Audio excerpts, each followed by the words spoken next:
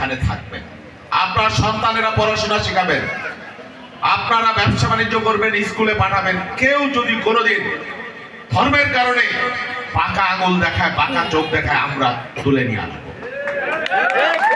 পরিষ্কার কথা।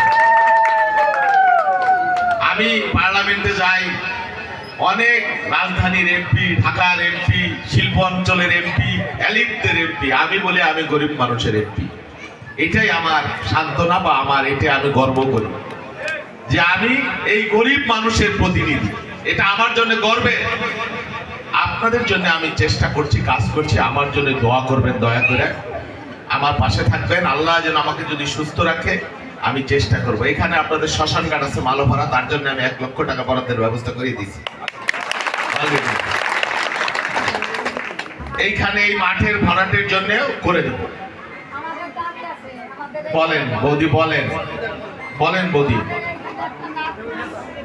আচ্ছা ঠিক আছে, আমি ওনাদের সাথে কথা বলে একটা নাট মন্দির কিভাবে করা যায়, যারা এখানে দায়িত্বশীল আছে আমাদের, ওনাদের সাথে কথা বলে আমি সাহায্য করবো। আমাদের মসজিদ